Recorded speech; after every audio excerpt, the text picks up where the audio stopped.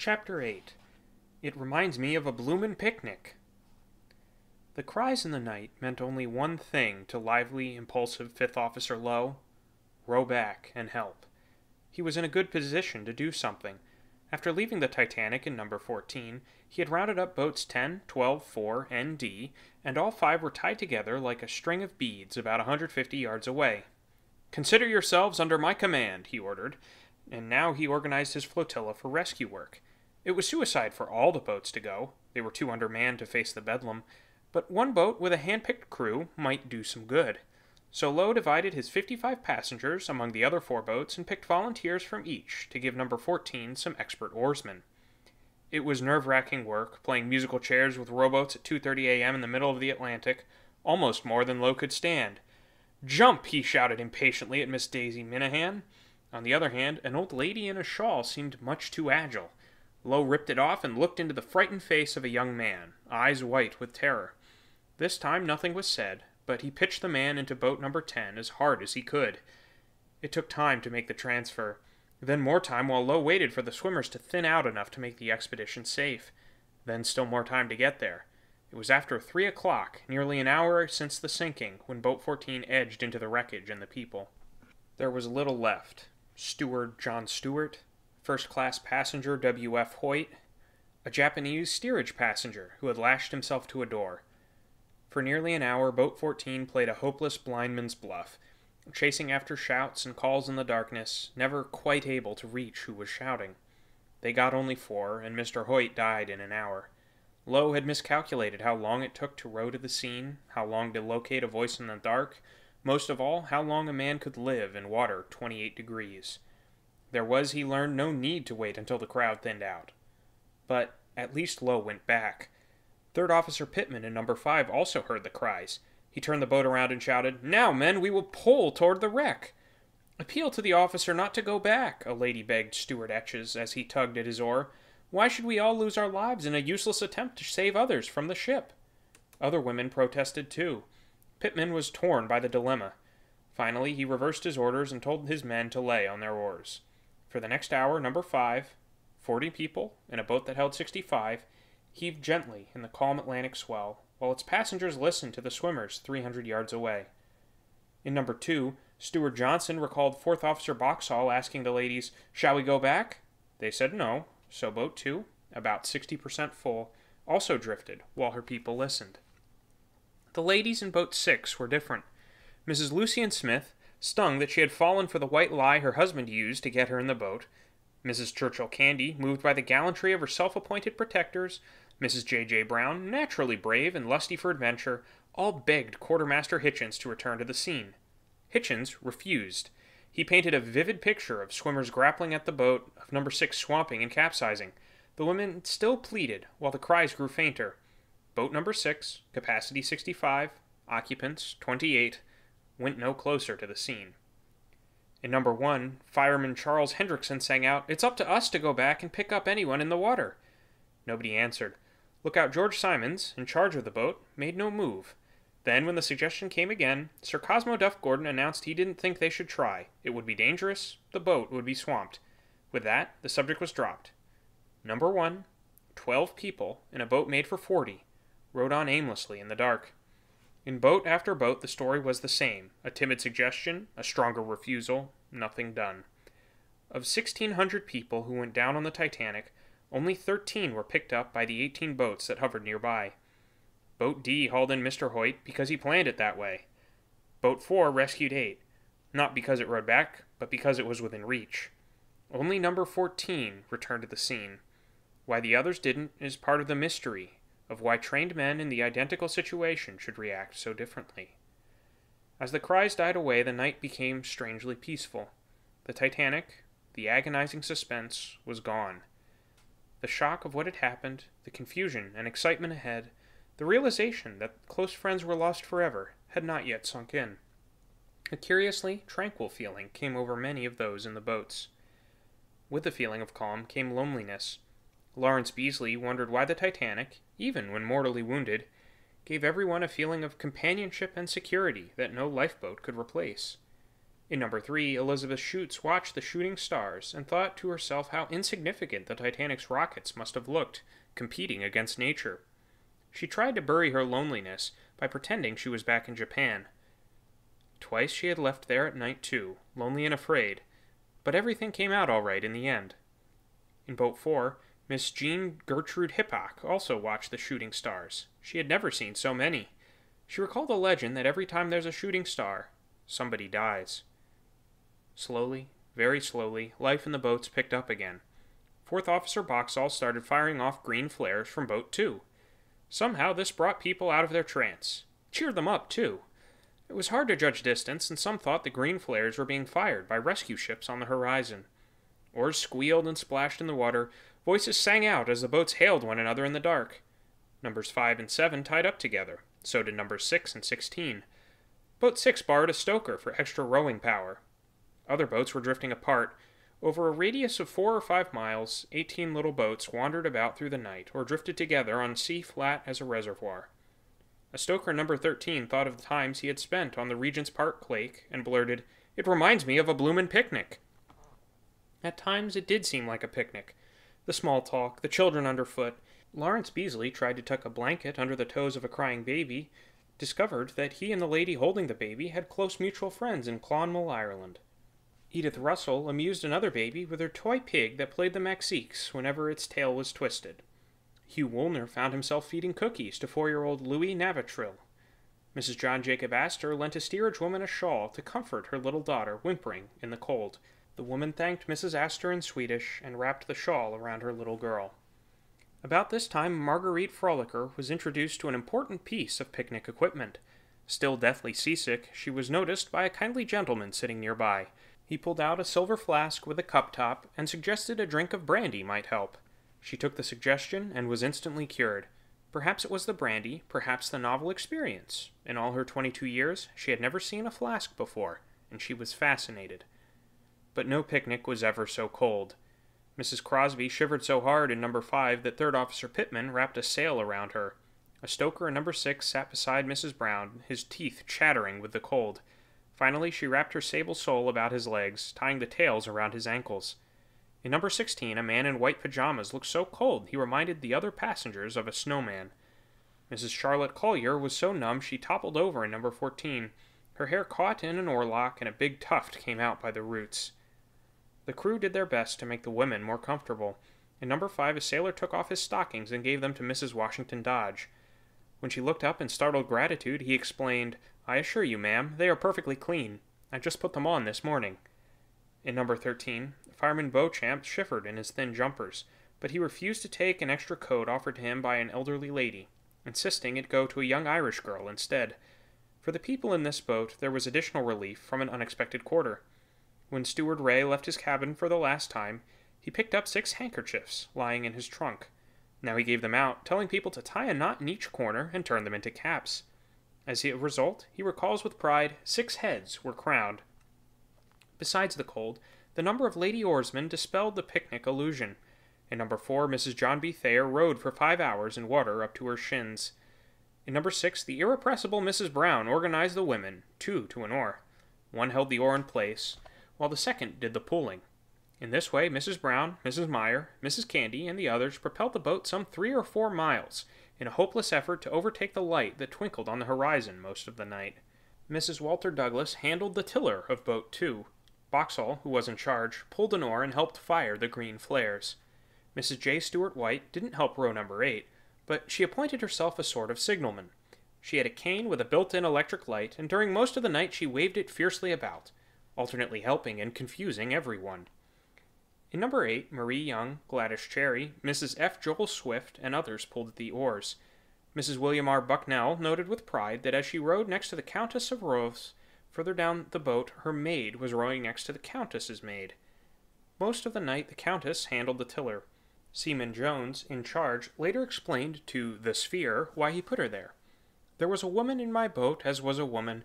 When I saw the way she was carrying herself and heard the quiet, determined way she spoke to the others, I knew she was more of a man than any we had on board." At the American investigation, perhaps lacking the guidance of the press, Jones phrased it a little less elegantly. "She had a lot to say, so I put her to steering the boat. But there was no doubt how he felt. After the rescue, Jones removed the numeral 8 from the lifeboat, had it framed, and sent it to the Countess to show his admiration. For her part, she still writes him every Christmas. As the night wore on, the early composure began to give way. In number 3, Mrs. Charles Hayes hailed the boats that came near, searching for her husband. "Charles Hayes, are you there?" she would call, over and over again. In number 8, Signora de Stato de Penasco screamed for her husband, Victor, until the Countess of Rothes couldn't stand it any longer. Turning the tiller over to her cousin Gladys Cherry, she slipped down beside the Signora and spent the rest of the night rowing beside her, trying to cheer her up. In number 6, Madame de Villiers constantly called for her son, who wasn't even on the Titanic. Gradually, a good deal of squabbling broke out. The women in number 3 bickered about trifles, while their husbands sat in embarrassed silence. Mrs. Washington Dodge, who wanted to row back against the wishes of nearly everyone else in number 5, grew so bitter that when number 7 came by, she switched boats in mid-ocean. Maud Slocombe, the Titanic's irrepressible masseuse, helped bawl out a woman who kept setting off, of all things, an alarm clock in number 11. Seaman Diamond, a tough ex-boxer in charge of number 15, swore oaths that turned the night air even bluer. Many of the arguments revolved around smoking. In 1912, tobacco was not yet the great American cure-all for easing strain and tension, and the women in the boats were shocked. Miss Elizabeth Schutz begged 2 men sitting near her in number 3 to stop smoking, but they kept on. To Mrs. J. Stuart White, it was a matter that still rankled at the investigation. When Senator Smith asked if she wished to mention anything bearing on the crew's discipline, she exploded, "As we cut loose from the ship, the stewards took out cigarettes and lighted them. On an occasion like that!" In the more casual intimacy of Boat 1, smoking was no problem. When Sir Cosmo Duff Gordon gave Fireman Hendrickson a good cigar, neither of the women in the boat could very well object. Miss Francatelli was employed by Sir Cosmo's wife, and Lady Duff Gordon was too sick to care. With her head down upon the oars and tackle, she vomited away the night. But number 1 had its squabbles, too. Sir Cosmo and Mr. C. E. Henry Stengel of Newark, New Jersey, didn't get along very well. This might not have mattered in a crowded boat, but with only 12 people it was rather grating. According to Sir Cosmo, Mr. Stengel kept shouting, "Boat ahoy!" He also gave Lookout Simmons conflicting advice on where to steer. Nobody paid any attention, but he irritated Sir Cosmo so much that he finally asked Mr. Stengel to keep quiet. Sir Cosmo was doubly annoyed when Mr. Stengel later testified that, "Between Sir Cosmo and myself, we decided which way to go." Meanwhile, Fireman Pusey was smoldering over Lady Duff Gordon's efforts to condole Miss Francatelli on the loss of her nightgown. At the time he told her, "Never mind, you have saved your lives, but we have lost our kit." Half an hour still smoldering, Pusey turned to Sir Cosmo. "I suppose you have lost everything?" "Of course," he replied. "But you can get more?" "Yes." "Well, we have lost our kit, and the company won't give us any more. And what's more, our pay stops from tonight." Sir Cosmo had enough. "Very well, I will give you a $5 each to start a new kit." He did, too, but lived to regret it. The Duff Gordon's near monopoly of Boat 1, its failure to row back, gave the gift the look of a payoff that Sir Cosmo had a hard time living down. Nor did subsequent events help his case. When Lady Duff Gordon reassembled the men in life jackets for a group picture after the rescue, they looked more and more like the Duff Gordon's personal crew. Still later, when it came out that Lookout Simmons, normally in charge of the boat, spent the day with Sir Cosmo's lawyer just before he testified at the British inquiry, it looked as though Sir Cosmo even had his personal coxswain. There's no evidence that Sir Cosmo was guilty of more than extreme bad taste. Drinking caused some trouble, too. When boat number 4 plucked a member of the crew out of the water, he had a bottle of brandy in his pocket. It was then thrown away because, as he explained in a few weeks later to the press, it was feared that if any hysterical person in the boat touched it, the result might be bad. Miss Eustace had a somewhat different version.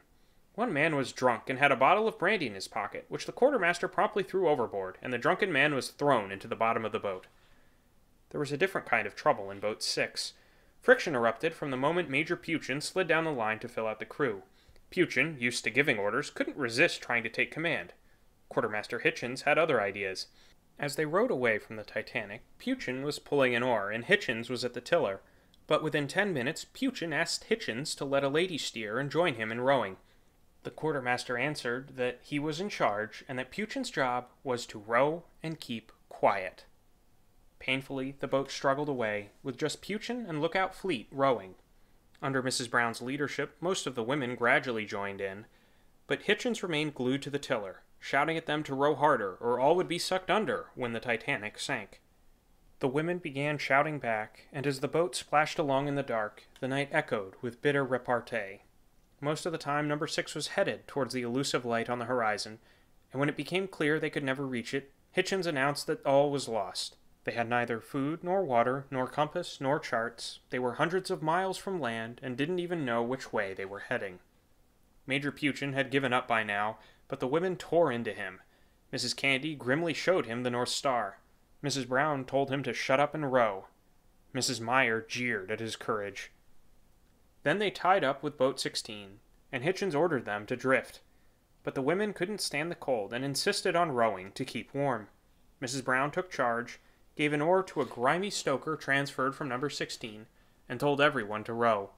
Hitchens moves to stop her, and Mrs. Brown told him that if he came any closer, she would throw him overboard. He sank back under a blanket and began shouting insults. Mrs. Meyer answered back, accused him of taking all the blankets and drinking all the whiskey. Hitchens swore at her. The transferred stoker, wondering what on earth he had run into, called out, "I say, don't you know you're talking to a lady?" Hitchens yelled back, "I know whom I'm speaking to, and I'm commanding this boat." But the stoker's rebuke worked. The quartermaster lapsed into silence.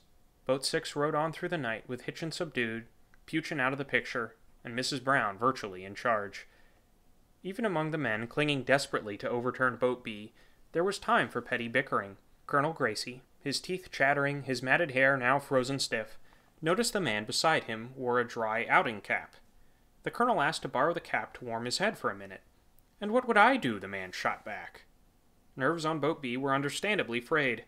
The air was leaking out from under the hull, and every minute it sank a little lower in the water. The sea occasionally washed over the keel, and one impulsive move might pitch everybody into the sea. They needed cool leadership badly. At this point, Gracie was relieved to hear the deep, rich voice of Second Officer Lightoller, and even more relieved when a somewhat tipsy crewman on the boat called out, "We will all obey what the officer orders." Lightoller quickly responded. Feeling that only concerted, organized action would keep the boat balanced, he had all 30 men stand up. He arranged them in a double column, facing the bow. Then, as the boat lurched with the sea, he shouted, "Lean to the right. Stand upright. Lean to the left." Whatever was necessary to counteract the swell. As they threw their weight this way and that, for a while they yelled, "Boat ahoy! Boat ahoy!" Lightoller finally stopped them, urging them to save their strength. It grew still colder, and the colonel complained again about his head, this time to Lightoller. Another man offered them both a pull from his flask. They turned him down, but pointed out Walter Hurst, shivering nearby. Hurst thought it was brandy and took a big swig. He almost choked. It was essence of peppermint. They talked a surprising amount. Assistant cook John Maynard told how Captain Smith swam alongside the boat just before the Titanic took her last plunge. They pulled him on, but he slipped off again. Later, Fireman Harry Sr. claimed the captain let go on purpose, saying, "I will follow the ship." It may have been true, but Hurst is sure the captain never reached the boat. Besides, Sr. was one of the last to arrive. Probably too late to see the captain himself. Most of all, they talked about getting rescued. Lightoller soon discovered Harold Bride, the junior wireless operator, at the stern of the boat, and from his position in the bow he asked what ships were on the way. Bride shouted back, "The Baltic, the Olympic, the Carpathia." Lightoller figured the Carpathia should arrive at daybreak, pass the word around, to buck up sagging spirits. From then on they scanned the horizon searching for any sign. From time to time they were cheered by the green flares lit by Vauxhall in Boat 2. Even Lightoller thought they must come from another ship. Slowly the night passed. Toward dawn a slight breeze sprang up. The air seemed more frigid. The sea grew choppy. Bitter cold waves splashed over the feet, shins, and knees of the men on Boat B. The spray stabbed their bodies and blinded their eyes. One man, then another rolled off the stern and disappeared from sight. The rest fell silent, completely absorbed in the battle to stay alive. The sea was silent too. No one saw a trace of life in the waves that rippled the smooth Atlantic as the first light of dawn streaked the sky. But one man still lived, thanks to a remarkable combination of initiative, luck, and alcohol. 4 hours earlier, Chief Baker Charles Jochen was awakened, like so many on the Titanic, by that strange grinding jar. And like many others, he heard the call to general quarters, a little after midnight. But Jochen didn't merely report to the boat deck. He reasoned that, if boats were needed, provisions were needed too. So on his own initiative, he mustered his staff of 13 bakers and ransacked the Titanic's larder of all spare bread. The bakers then trooped topside, carrying 4 loaves apiece. This done, Jochen retired to his cabin on E-deck, port side, for a nip of whiskey. About 12:30, he felt sufficiently fortified to reascend the stairs to his boat, number 10. At this stage, it was still difficult to persuade the women to go, so Jochen resorted to stronger methods. He went down to the promenade deck and hauled some up by force. Then, to use his own word, he threw them in the boat. Rough, but effective. Jochen was assigned to number 10 as skipper, but he thought there were enough men to handle the boat, so he jumped out and helped launch it instead. To go with it, he explained, would have set a bad example. It was now 1:20. He scampered down the slanting stairs again to his cabin on E-deck and poured himself another drink. He sat down on his bunk and nursed it along, aware but not particularly caring that water now rippled through the cabin doorway, swirled across the checkered linoleum, and rose to the top of his shoes. About 1:45, he saw, of all people, gentle old Dr. O'Loughlin poking around. It never occurred to Jochen to wonder what the old gentleman was doing way down here, but the proximity of the pantry suggests that Jochen and the doctor were thinking along similar lines. In any case, Jochen greeted him briefly, then went back up to the boat deck. None too soon, for the Titanic was listing heavily now, and the slant was much steeper. Any longer, and the stairs might have become impossible. Though all the boats were gone, Jochen was anything but discouraged. He went down to B-deck and began throwing deck chairs through the windows of the enclosed promenade. Others watched him, but they didn't help. Altogether, he pitched about 50 chairs overboard. It was tiring work, so after he lugged the last chair to the edge and squeezed it through the window, it was a little like threading a needle, Jochen retired to the pantry on the starboard side of A-deck. It was 2:10. As he quenched his thirst, this time it was water, he heard a kind of crash as though something had buckled. The pantry cups and saucers flew about him, the lights glowed red, and overhead he heard the pounding of feet running aft. He bolted out of the pantry toward the stern of A-deck, just behind a swarm of people running the same way and clambering down from the boat deck above. He kept out of the crush as much as possible and ran along in the rear of the crowd. He vaulted down the steps to B-deck, then to the well deck. Just as he got there, the Titanic gave a sickening twist to port, throwing most of the people into a huge heap along the port rail. Only Jochen kept his balance. Alert but relaxed, his equilibrium was marvelous, as the stern rose higher and corkscrewed to port. The deck was now listing too steeply to stand on, and Jochen slipped over the starboard rail and stood on the actual side of the ship. He worked his way up the side, still holding onto the rail, but from the outside, until he reached the white-painted steel plates of the poop deck. He now stood on the rounded stern end of the ship, which had swung high in the air, some 150 feet above the water. Jochen casually tightened his lifebelt. Then he glanced at his watch. It said 2:15. As an afterthought, he took it off and stuck it into his hip pocket. He was beginning to puzzle over his position when he felt the stern beginning to drop under his feet. It was like taking an elevator. As the sea closed over the stern, Jochen stepped off into the water. He didn't even get his head wet. He paddled off into the night, little bothered by the freezing water. It was 4 o'clock when he saw what he thought was wreckage in the first gray light of day. He swam over and discovered it was the upturned collapsible B. The keel was crowded and he couldn't climb on, so he hung around for a while until he spied an old friend from the kitchen, entree chef John Maynard. Blood proved thicker than water. Maynard held out his hand and Jochen hung on, treading water, still thoroughly insulated. The others didn't notice him, partly because they were too numb to care, partly because all eyes now scanned the southeast horizon. It was just after 3:30 when they saw it, a distant flash, followed by a far-off boom. In Boat 6, Miss Norton cried, "There's a flash of lightning!" while Hitchens growled, "It's a falling star!" In number 13, a stoker lying in the bottom, almost unconscious from the cold, bolted up, shouting, "That was a cannon!" Soon, a single light appeared from the same direction, then another, then row after row. A big steamer was pounding up, firing rockets to reassure the Titanic's people that help was on the way. In number 9, deckhand Paddy McGough suddenly thundered, "Let us all pray to God, for there is a ship on the horizon, and it's making for us!" The men in boat B let out a yelp of joy and started babbling again. Someone lit a newspaper in number 3 and waved it wildly, then Mrs. Davidson's straw hat. It would burn longer. In Mrs. A.S. Jerwin's boat, they dipped handkerchiefs in kerosene and lit them as signals. In number 13, they twisted a paper torch out of letters. Boxall burned a last green flare in boat 2.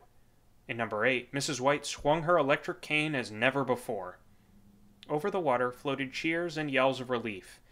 Even nature seemed pleased, as the dreary night gave way to the mauve and coral of a beautiful dawn. Not everyone saw it.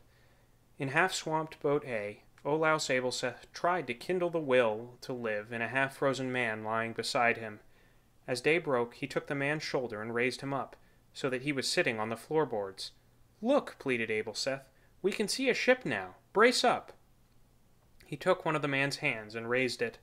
Then he shook the man's shoulder, but the man only said, "Who are you?" And a minute later, "Let me be. Who are you?" Abelseth held him up for a while, but it was such a strain he finally had to use a board as a prop. Half an hour later, the sky blazed with thrilling, warm shades of pink and gold, but now it was too late for the man to know.